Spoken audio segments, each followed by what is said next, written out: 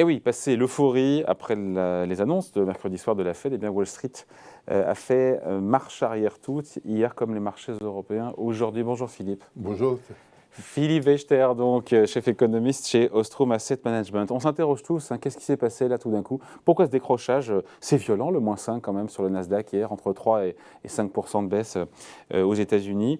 Voilà, volte-face qui surprend de la part des investisseurs qui avaient l'air dans un premier temps satisfaits par les annonces, encore une fois, moins hawkish, moins agressives de Jérôme Powell, un ton, entre guillemets, plus agressif, moins agressif que prévu.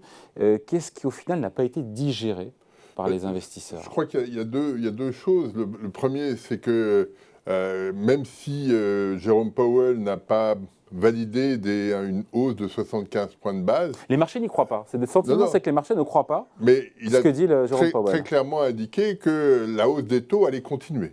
Ouais, sans doute, ça s'était pressé par le marché. Oui, mais dans le propos, on peut imaginer qu'il aille bien au-delà de ce qui était attendu. C'est-à-dire qu'il valide l'idée que les taux des Fed Funds vont probablement aller à 4%, peut-être plus. Non, il l'a jamais dit ça. Non, mais dans le ton, on peut le percevoir. Et puis l'autre point quand même intéressant, c'est que le point de vue de Powell était plutôt inquiet sur l'évolution de l'activité et de l'inflation. Et hier midi, la Banque d'Angleterre en a rajouté une couche. Ouais. C'est-à-dire que la Banque d'Angleterre dit « Moi, je relève mes taux, mais je sais pertinemment que ça va générer de la récession. » C'est-à-dire que d'un seul coup, un banquier central dit je durcis ma politique monétaire, mais je sais que ça va créer de la récession.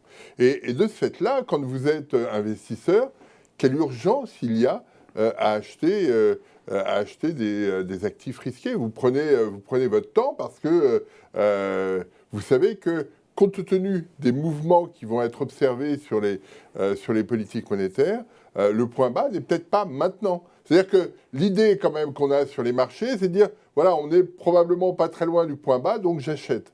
Mais là, les signaux qui ont été donnés par la Fed et la Banque d'Angleterre, c'est que le point bas n'est peut-être pas maintenant. Donc on peut attendre un point bas qui sera un peu plus lointain. Que je comprenne bien, ce que les investisseurs n'ont pas finalement apprécié de la part de la Fed, c'est quoi? Parce qu'au final, on avait dit la réduction du bilan, c'est progressif. La tête du bilan, c'est 47,5 milliards de dollars pendant 3 mois, un trimestre. Puis après, à partir de septembre, 95 milliards. Il n'y aura pas 75 bases de hausse de taux la prochaine fois. Globalement, la tonalité est bonne.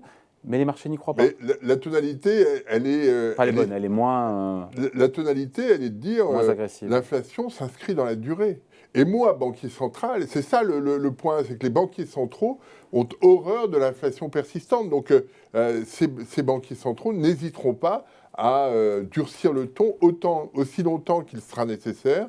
Et ça, on l'a très bien perçu dans les propos de Powell. Et l'idée moi je reviens sur la Banque d'Angleterre, l'idée qu'effectivement, on puisse avoir une récession associée à cette politique monétaire pour lutter contre l'inflation est quelque chose que tout le monde avait implicitement en tête, mais qui a été validé par la Banque d'Angleterre. Donc on change un petit peu de mode de fonctionnement. Pour avoir une inflation moindre, il faut durcir la politique monétaire. Bien au-delà de ce qui est prévu. Bien au-delà de ce qui est prévu, quitte à ce qu'il y ait une récession de l'activité. Et donc, mais ce que n'accepterait jamais la Fed. J'en suis persuadé qu'elle l'acceptera. Qu'elle acceptera une récession? Bien sûr. Elle a aussi un mandat sur l'emploi. Elle a un mandat sur l'emploi. Le taux de chômage est à combien aux États-Unis? 3,6%. Voilà.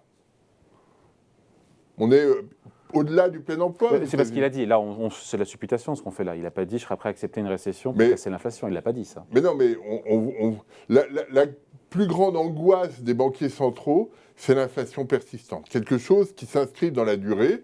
Et on voit aux États-Unis qu'on a des ingrédients pour cela. Les salaires progressent très vite aux États-Unis. Entre 5 et 6%, c'est ça? Ouais, sur les nouveaux contrats, on est au-delà de 7%. Donc, on a des pressions salariales qui sont fortes. Et c'est l'ingrédient nécessaire pour créer une dynamique persistante de l'inflation. Rappelons-nous ce qui s'est passé dans les années 70. Et les banquiers centraux ne veulent surtout pas rentrer dans cette logique-là. Et donc, ils sont prêts à agir très vite, très fort, pour limiter ce risque de persistance de l'inflation, même si ça se traduit par un ralentissement fort de l'activité. Donc à court terme, ce que dit la Fed est à peu près satisfaisant, mais au final, les investisseurs pensent que la Fed devra aller beaucoup plus loin que ce qu'elle dit, et c'est ça qui leur pose problème. Exactement. Et donc... avec le risque que ça casse, encore une fois, la croissance, qui au final, on le sait sur les chiffres de croissance du PIB américain au premier trimestre, il y a une double lecture. Il y a la lecture faciale, on dit une baisse de 1,4% du PIB, mais en fait, la consommation se porte bien, l'investissement d'entreprise se porte bien. Mais justement, c'est ça qui est intéressant. Quand on regarde le PIB du premier trimestre, qu'est-ce qui baisse? Qu'est-ce qui fait que l'activité... Les stocks et les exports. C'est les importations qui accélèrent très brutalement. Ça veut dire que la demande intérieure est probablement excessive aux États-Unis. Et que le rôle de la Fed est, si elle veut conserver une allure de croissance équilibrée, elle doit peser sur les importations et sur la demande intérieure. Et donc, la politique monétaire jouera ce rôle. Et puis, n'oublions pas une chose, quand même, sur ces questions de politique monétaire. Là, dans l'intervalle qui a été fixé par la Fed, la borne haute, c'est 1%. 2%. Le taux des Fed Funds maximum, pour l'instant, c'est 1%. Oui, il y a de la marge. On est très bas. On est très bas. On est à une inflation qui est à 8,5%. La question, c'est où sera l'inflation dans un an. Mais oui, mais pour l'instant... Parce que les autos mettent du temps à diffuser leurs effets. Bien sûr, mais quand vous avez une inflation à 8%, 8,5%, il y a des effets redistributifs terribles. Et donc, le but du jeu, c'est de faire de telle sorte que ça s'arrête le plus vite possible. Et de ce fait-là, la Banque centrale doit intervenir très rapidement.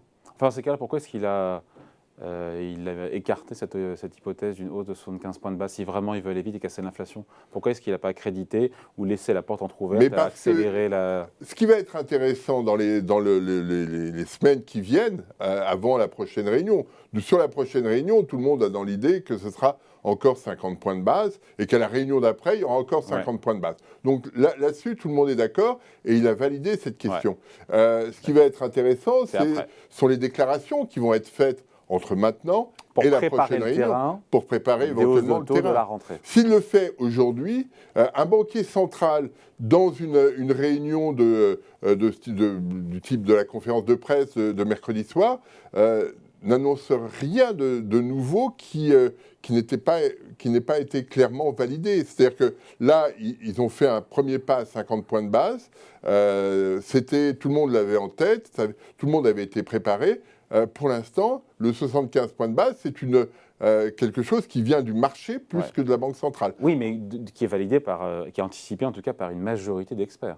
Mais c'est... Et qui continue à l'être malgré les déclarations de Powell. Non, mais c'est pour ça. Attendons de voir les déclarations qui seront faites entre les deux réunions de la Fed pour voir quelles seront les déclarations de Bullard ou d'autres. Ça dépendra aussi des chiffres de création de postes. On est à 12h09 en direct sur Boursorama. On n'a pas encore les chiffres de création d'emplois aux États-Unis du mois d'avril qui peuvent effectivement impacter ou pas. Éventuellement, mais on est à un tel niveau d'emploi, de taux de chômage très bas que... la Fed peut se permettre. La Fed a des marges de manœuvre. Pour accélérer. Donc voilà, donc l'euphorie n'a pas duré longtemps et en même temps l'environnement économique, au-delà, encore une fois, de la Fed et de l'inflation, reste toujours aussi dégradé. Oui. Il y a le seul truc auquel on peut se raccrocher, ce sont les résultats d'entreprise. Après, il y a eu quelques déboires du côté de la tech américaine, mais au global, la saison des résultats est plutôt bonne. Oui, c'est comme si elle servait à rien.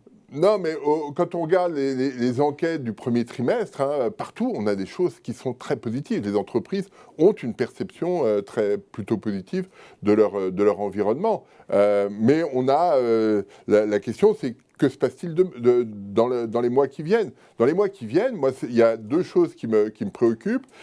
Sont les ruptures d'approvisionnement en provenance de Chine, parce que le confinement chinois, c'est le mois de mars. Donc c'est très récent. À Shanghai. Voilà, Shanghai.